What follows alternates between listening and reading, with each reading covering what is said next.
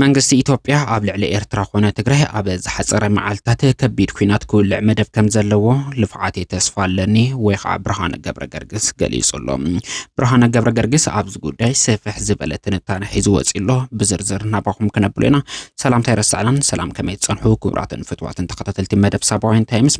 ልፍዓት ተስፋ ኣለኒ ብርሃነ ገብረገርግስ ዘርግሖ ሰፊሕ ዝበለ ሓበሬታ እንታይ ይመስል ብዝርዝር ናባኹም ክነብሎ ኢና። ላይክ ኮሜንት ሼር ሰብስክራይብ እንዳገበርኩም እስካብ ፍጻመ ምድላውና ሓቢርኩምና نختصلهم بتحتنا نعدم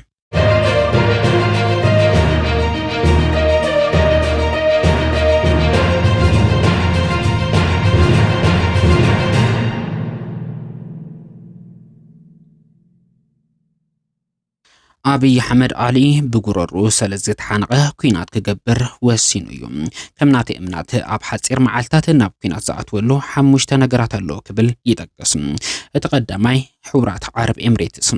أبزح زوان مس أبي حمد تطويل زله بحتويت حجر حورات عرب إمريتسيا بسانكي صحتن دون قرنا دبلوماسيا منجدو أبي حمد درجة مس مبزحته محزوت إيه ودقزنا برا حجرات تفلاليوم كحزي حورات عرب إمريتس مس أبي حمد أو زبالتلون زي تحلل حجز تجبرلو زلك عند مقنات اتحجر أبي زوباك أرن أفريقيا بفلايد ما أبي كيح بحر زلوا جيو بوليتيكا وكتباوي كتر دليت مخوانو برهانه ገብረገርግስ ይጠቅስ ተሃገር ቀደም ክብል ምስ ኤርትራ ዝነበራ ንግዳዊ ምትእስሳር ስሙር ስለ ዝነበረን መንግስቲ ኤርትራውን ካብ ሃገር ስለ ዝሰጎጋ ኣብ ልዕሊ ኤርትራ ሕነን ምፍዳይ ወደብ ዝብል ኣጀንዳ ንኣብይ ኣሕመድ ብምሃብ ንስርዓት ብልጽግና መቕበሪኡ ንእትኾን ኣጀንዳ ይሰርሕላሎ ክብል ጠቂሱሎም ሕቡራት ዓረብ ኤምሬትስ ልዕሊ 40 ቢልዮን ዶላር ንመንግስቲ ኢትዮጵያ ብምሃብ ብተቃራኒው ድማ ገጸ ምድርን ከርሰ ምድርን ሃብቲ ጸጋ ኢትዮጵያ ንምዝራፍ ዝተስማዕመት እንትትከውን እዚ ገጸ ምድርን ሃፍቲ ኢትዮጵያ ብመንገዲ ኣየር ኣቢላ ንሙሳድ ኣዝዩ ስለ ዝኸበደ መንገዲ ባሕሪ ብምኽፋድ ኣዝዩ ቀሊል ብዝኾነ መንገዲ ብዓሰብ እዚ ሃፍቲ ኢትዮጵያ ንሙሳድ ተሊማ ዓሰብ ዝብል ኣጀንዳ ንስርዓት ብልጽግና ከም ዝሃበቶ ይጠቅስ ኣብይ ኣሕመድ ንዞባ ምዕራብ ትግራይ ነኺሱ ሒዙ ዘሎ ብሕታዊ ምኽንያት እውን ሕቡራት ዓረብ ኤምሬትስ ነቲ ኣብ ዞባ ምዕራብ ትግራይ ዘሎ ሃፍቲ ንኽጥቀመሉ ዝዓለመ ምዃኑ እውን ጠቂሱሎም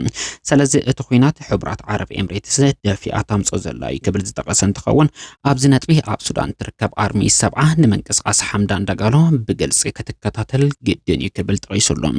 ትግራይ ናብ ልባ እንተተመሊሳ ድማ አንጻር ስርዓት ብልጽግና ኦሮሞ ምዝኾኑ ምስ ናይ ኢትዮጵያ ዕጡቃት ሓይልታት ጥራሕ ዝኾነስ ምስ ናይ የመን ዕጡቃት እውን ምትእስሳር ክትፈጥር ይግባእ ዱባይ ወይ ከዓ ኣቡ ዲያቢ ክድንገጽ ኣለዋ ክብል ዝገልጽ ብርሃነ ገብረገርግስ ሰብ ዝሰኣነዘበ ሕቡራት ዓረብ ኤምሬትስ እትምክሐሉ ኢኮቱሪዝም ናህርታቱ ክታጓገል ብምግባር ፍሰት ዑደተኛታት እታ ሃገር ምንካይ ኣገዳሲ ክብል ይጠቅስ ወርቅ ትግራይ ኢትዮጵያ እናጋሕጠት ብሄራዊ ባንክ ኣቢሉ ናብ ዱባይ ዝሰግረሉ ዘሎ ምክንያት ኣብይ ኣሕመድ ቀደም ክብል ዝተዓደዩ ዕዳ ክኽፈለሉ ዝግበረሉ ዘሎ መንገዲ ክብል ጠቂሱሎም ኣብይ ኣሕመድ ዓሊ ንወርቀኛታት ትግራይ ናብ ቁጽሪ ሒሳቦም ቁጽሪ ጥራሕ እናልኣኸም ንሶም ወርቆም ንኽህብዎ ይገብርሎ ክብል ጠቂሱሎም ተማል ምሸት ናይ ሕቡራት ዓረብ ኤምሬትስ ዜጋታት ዝኾኑ ኦፕሬተራት ድሮን ወተሃድራዊ መኮንናት ኣዲስ ኣበባ ኣትዮም ኣለዉ ኣብ ሃያት ኤጀንሲ ሆቴል እውን ዓሪፎም ኣለዉ ክብል ብርሃነ ገብረገርግስ ጽሑፍ ይቐጽል ቅድሚ ክልተ ሰሙን እውን ኣሜሪካውያንን ቱርካውያንን ንኣባላት ሓይልታት ኣየር ኢትዮጵያ ስልጠና ሂቦም እዮም ክብል ዝገልጽ ብርሃነ ገብረገርግስ ቅድሚ ሰሙን ናይ ቱርክን ናይ ሕቡራት ዓረብ ኤምሬትስ ወተሃድራዊ ስታፋት ናይ ድሮን ኦፕሬተራት ጂኦግራፊ ላንድስኬፕን ስልጠና ሂቦም እዮም ክብል ገሊጹሎም ናይ ባህር ዳር ጎንደር ሰምራን ቡሬን ዑደት ብምግባር እውን ሰፋሕቲ ምንቅስቃሳት ይገብሩሎ ክብል ጠቂሱሎም ብኻልኣይ ደረጃ መንግስቲ ኢትዮጵያ ኣብ ልዕሊ ትግራይ ኮነ ኤርትራ ኩናት ክውልዕሉ ዝኽእል ክብል ብርሃነ ገብረገርግስ ዘቐመጦ ነጥቢ ድማ ደርግን ኢህአፓን ኮኑ ደቆም ኣብ ዝተፈላለዩ ማሕበር ናይ ማእከላዊ መንግስቲ ስልጣን ሒዞም ስለ ዘለዉ እቲ ሕዚ ዘሎ ናይ ፌደራል ስርዓት ኣብ ልዕሊ ህዝቢ ትግራይ ሕዱር ቂም ዘለዎም ኣካላት ወዲቑሎ ክብል ጠቂሱሎም እዞም ኣካላት ብፖለቲካዊ ባህሮም ፀረ ተጋሩ ስለ ዝኾኑ ባህጊ ወደብ ስለ ዘለዎም ጥራሕ ዘይኮነስ ናይ 1983 ዓመተ ምህረት ሕነ ክፈድዩ ኩቱር ድሌት ኣለዎም ክብል ጠቂሱሎም እናባዱላ ገመዳ ካሳ ጨመዳ ብርሃኑ ጁላ ዳንኤል ክብረት ብርሃኑ ነጋ ወዘተ ኢሴፓይም ክብል ዝገልጽ ብርሃነ ገብረገርግስ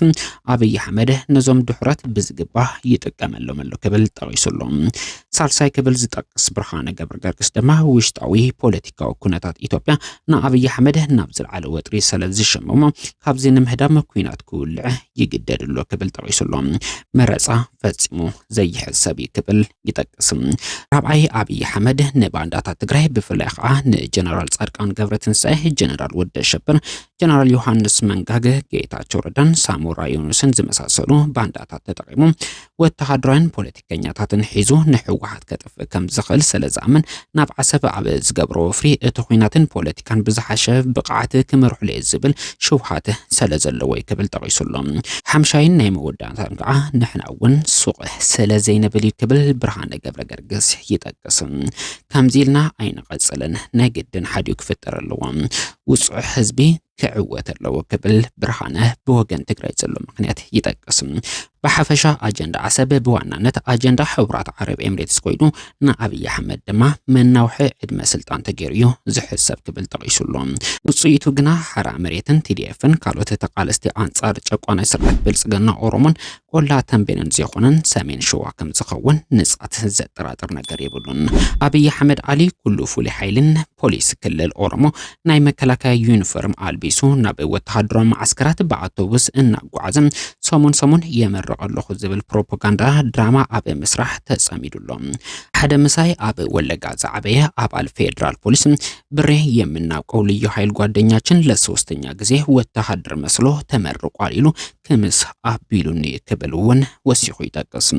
ብዝኾነ ይኹን ማእኸል ምሩኻት ለብለብ ወተሃድራት አግፋ ሓቢልካ ምድላው አገዳሲ ክብል ብርሃን ይጠቅስ በሐፈሻ እቲ ኩናት በበይን አበይን ማዕዝን ከም ዝጅመር ኣይፍለጥን ክብል ጠቅስ ብርሃነ ገብረገርግስ ከመይ አበይ ከም ዝውዳእ ግን ግልጽ እዩ ክብል ንጹር መልእኽቲ ኣሕሊፉሎም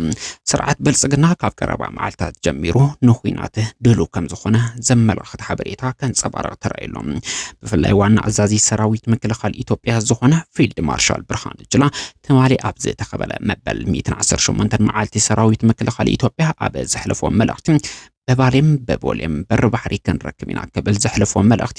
እንተስ በሰላም እንተስ በኩናት በርባሕሪ ክንረክብና ዝብል ትርጉም ክሕዝኪሉ እዩ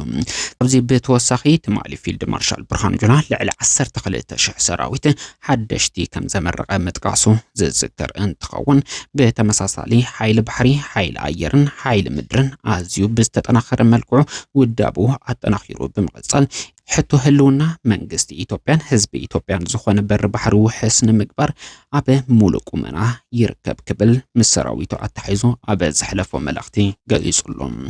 ዋና አዛዚ ሰራዊት ምክልኻል ኢትዮጵያ ዝኾነ ፊልድ ማርሻል ብርሃኑ ጁላ ዝኾነ ኣብ ትግራይ ዝንቀሳቐሰ አክቲቪስት ብርሃነ ገብረገርግስ ዘሕለፎ መልእኽቲ በየናይ መንገዲ ትዕዘብዎ ከም ትልሙድ ንኹላና ብዝረብሕ መልክዑ ኣብ ኮሜንት ከተካፍሉና ብትሕትና ይሓትትም